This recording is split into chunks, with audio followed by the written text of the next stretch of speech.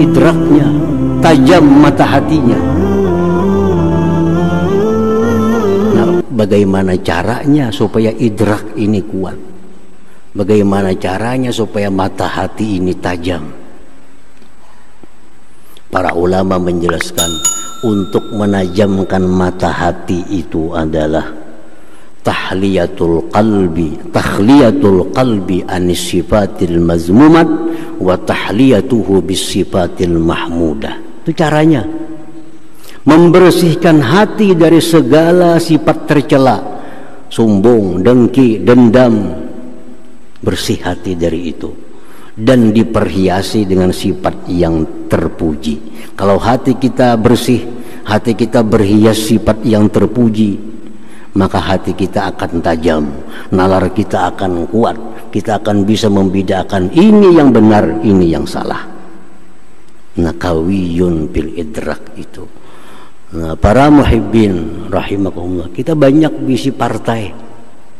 Berapa partai, 20 ke partai kita nih yang dipilih.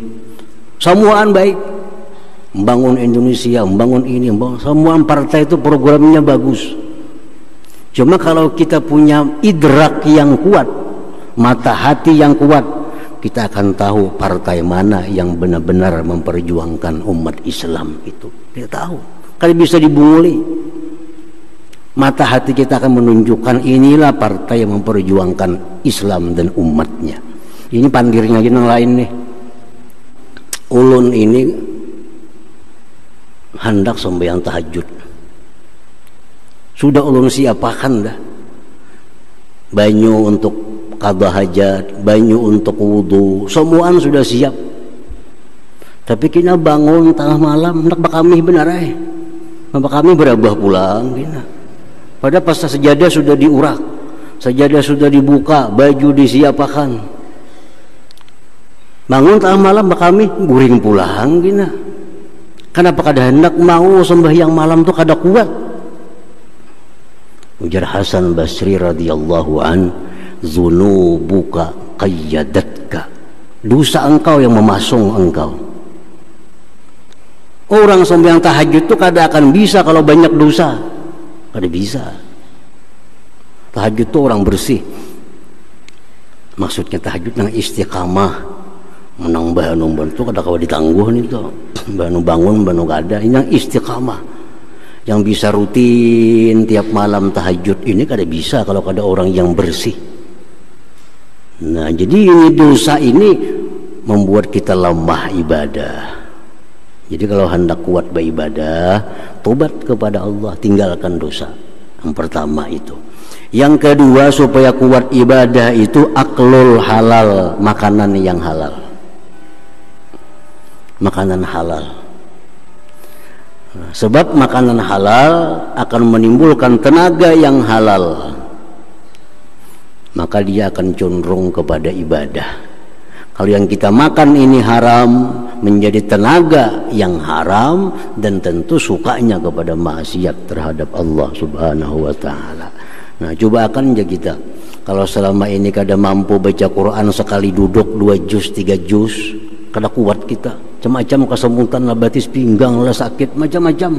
Kalau sudah 2-3 juz baca Quran, tapi kalau melihat TV 3 jam kada apa-apa, kuat saja pinggang kita nih. Berarti apa? Kada kuat ibadah. Nah, periksa aja. Ada 2 sebab, mungkin makanan kita haram atau kebanyakan dosa. Itu yang maulah kita kada mau kuat ibadah. Para muhibbin rahimakumullah, telah kita bahas nama Allah yang ke-54 dan ke-55, Al-Qawi Al-Matin. Al-Qawi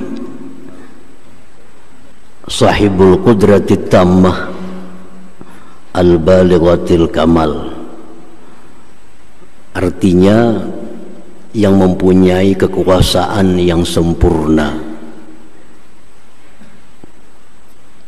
Dalam bahasa kita disebut maha kuat. Maha kuat artinya punya kekuatan, punya kekuasaan yang sempurna.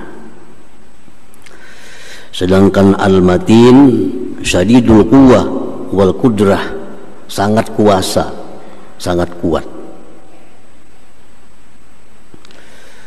Fala yu'jizuhu syai'un wa la ya'tarihi dha'fun bi dzatihi wa sifatihi wa af'alihi wa la yu'assiru bihi syai'un bal huwal mu'assiru fi kulli syai' wa la yaglibu syai'un bal huwal ghalibu ala kulli syai' ma sya'akan wa ma lam yasha' lam yakun.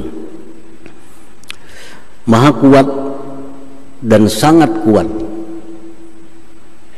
sehingga tidak bisa melemahkan akan Allah itu oleh sesuatu,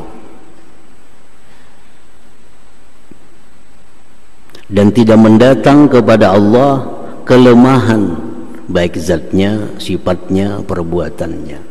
Sampai kapanpun tidak akan datang kepada Allah itu yang namanya lemah, tidak mampu, sampai kapanpun.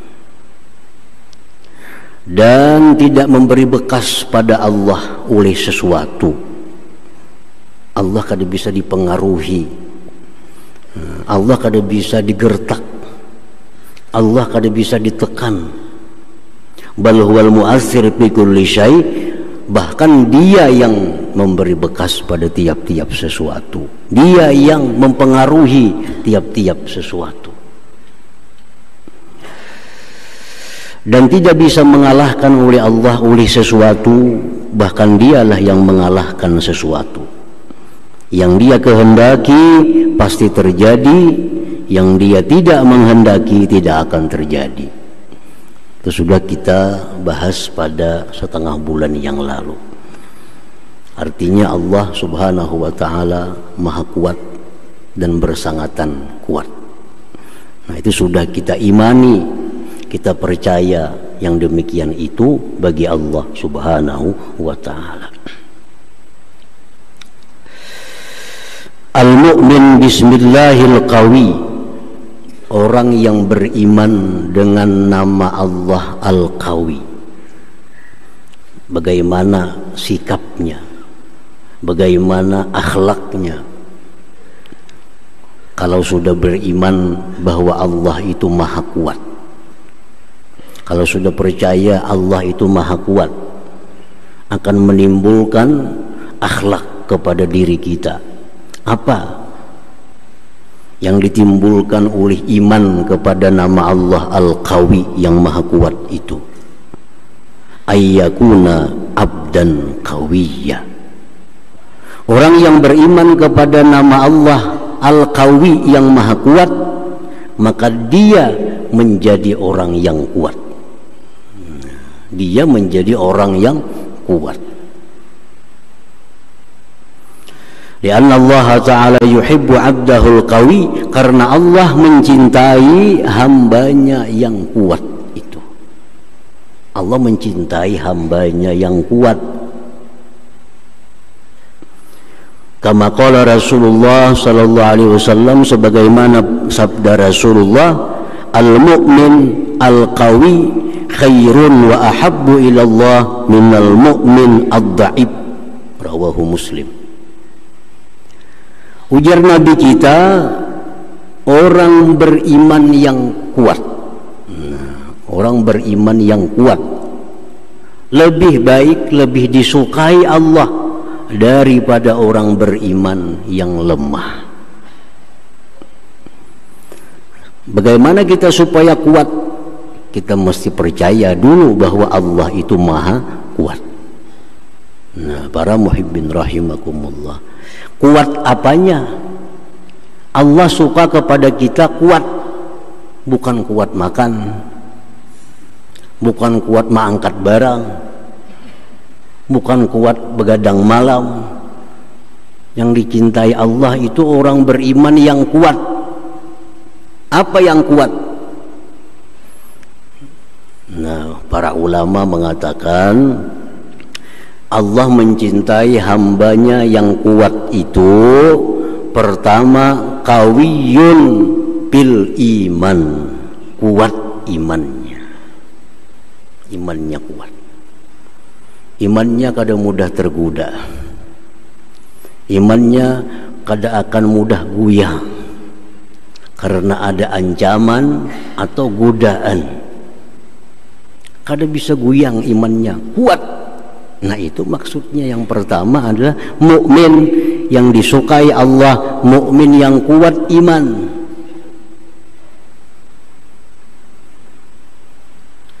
Termasuk orang yang dapat naungan Allah di hari kiamat yang tidak ada naungan selain naungan Allah. Siapa?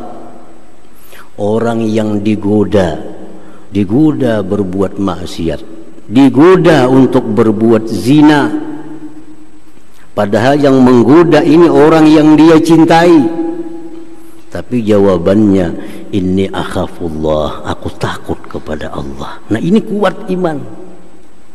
Digoda berzina oleh orang yang dia cintai, tapi dijawabnya inni akhafullah, aku takut kepada Allah. Nah ini contoh kuat iman. Kada bisa digoda dan kada bisa ditekan. Dalam sejarah Islam, laki-laki pertama yang mati syahid Yasir bin Amir, orang tua dari Ammar. Yasir ini orang tua yang masuk Islam dengan Rasulullah. Dia beriman kepada Rasulullah. Dia ditekan, dia disiksa, dipukuli, tetap dia mengatakan Allah. Akhirnya dia disiksa, dipukuli, meninggal dunia. Inilah syahid pertama. Nah, kada bisa ditekan imannya, tetap percaya kepada Allah. Yasir bin Amir. Nah, kemudian ada perempuan pertama yang syahidah di dalam Islam, Sumayyah bintu Khayyat, istrinya Yasir. Disiksa oleh Abu Jahal, dipukuli sampai kemaluannya ditumbak. Tetap Sumayyah, Allah Tuhanku, kada bisa berubah. Akhirnya Sumayyah gugur sebagai syahidah awal, perempuan syahid yang pertama di dalam Islam itu. Nah ini yang dimaksud kuat iman itu.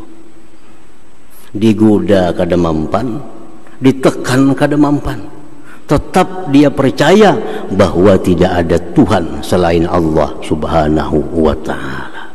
Nah para muhibbin rahimakumullah, jadi orang-orang dahulu, budak hamba sahaya yang tuannya ni musyrik, tuannya ni kafir, ini budak masuk Islam, dapat hidayah Allah.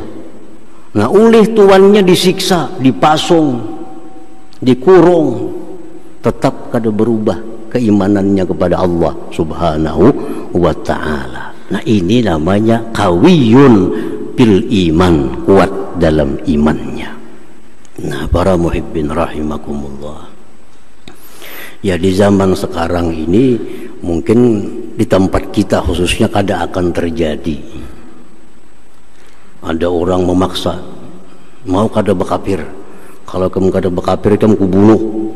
Mungkin kada ada terjadi di tempat kita ini. Di negeri lain wallahu alam. Tetapi di tempat kita ini bukan tidak mungkin ada godaan. Apa godaan itu? Godaannya bukan menyuruh kita, bukan menggoda kita meninggalkan Islam, bukan. Tetapi mungkin godaannya itu menggoda kita agar kita mengakui bahwa orang kafir itu benar, orang Nasrani itu benar, orang Yahudi itu benar. Dan ini akan terjadi.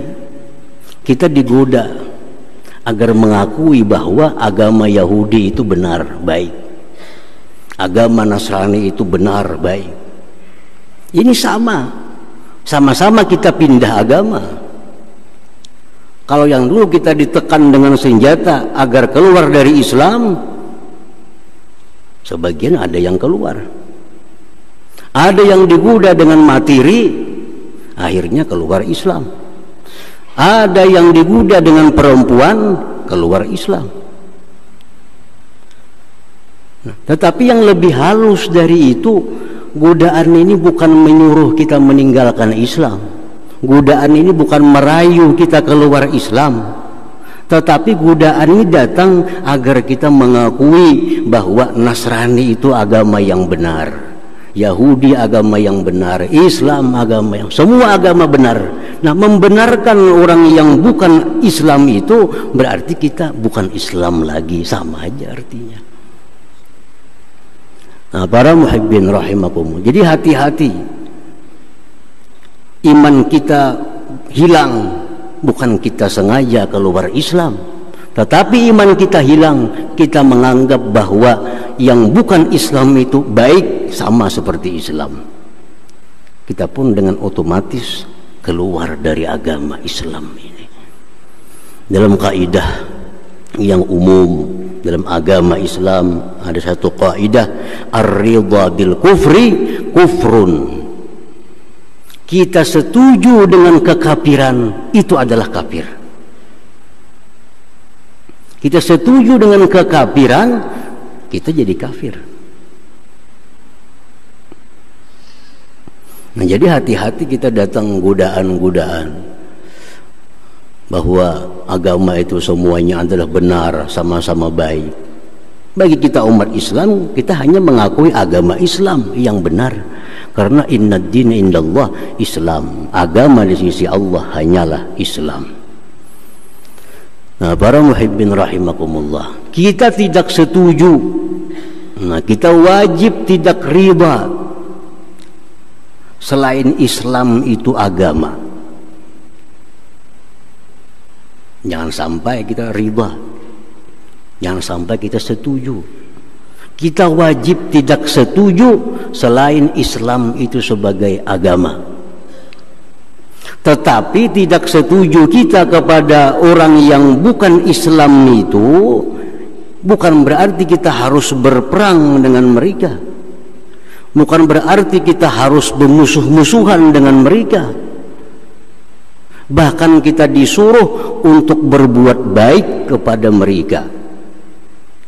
Ini sebelahnya orang bukan Islam, kita wajib tidak riba bahwa dia ini bukan Islam. Hati kita kada katuju lalu nang sebelah ini agama kada Islam, itu wajib. Tetapi kita wajib pula berbuat baik kepadanya. Nah, kenapa kita berbuat baik kepadanya? Apa tujuannya kita berbuat baik kepada yang bukan Islam? Dakwah, mengajak mereka agar mereka itu suka, agar mereka itu tergoda dengan Islam yang kita bawa ini. Jadi kita memberi orang bukan Islam duit, kita memberi mereka itu makan, bukan berarti kita setuju dia bukan Islam, tetapi itu dakwah kita agar mereka terbuka untuk masuk Islam. Nah, para muhibbin rahimakumullah, dakwah bilhal, dakwah dengan keadaan.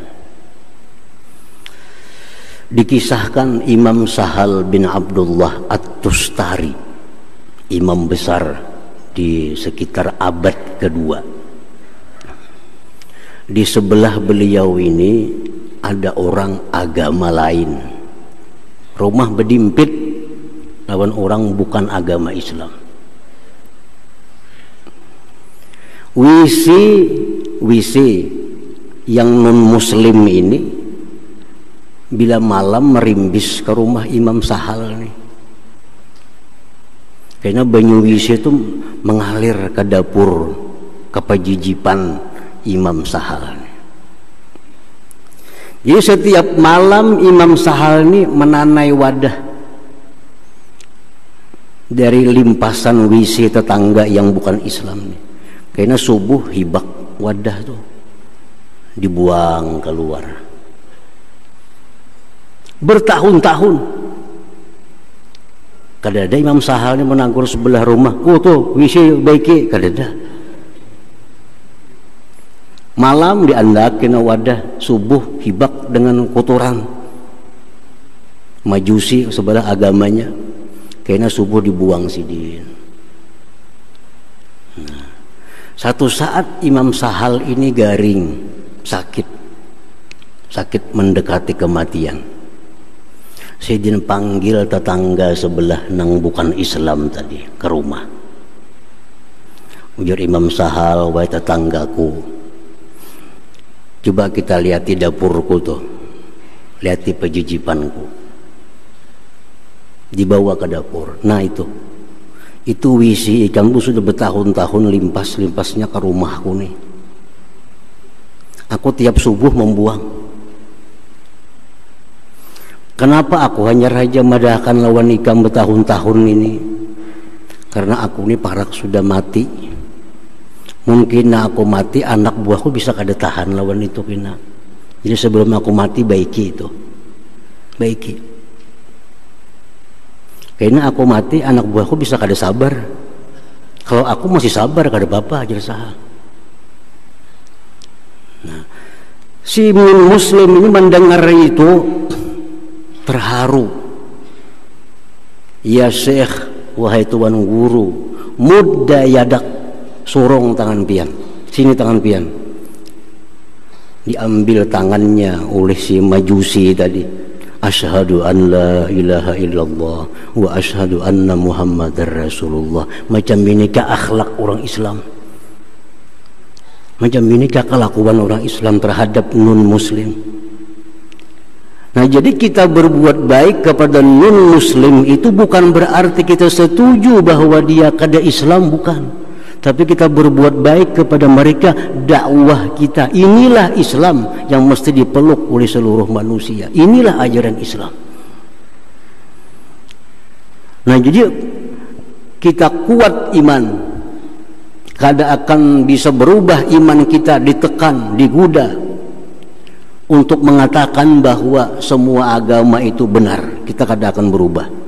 Tetap yang benar itu di sisi kita hanya Islam. Selain Islam kada benar. Dan kita tidak ridha dengan agama selain Islam. Itu hati kita, hati. Tetapi pada anggota zahir kita, tetap kita bersikap baik kepada mereka. Sayang menyayangi, hormat menghormati, dalam rangka dakwah mengajak mereka ke jalan Allah Subhanahu wa ta'ala.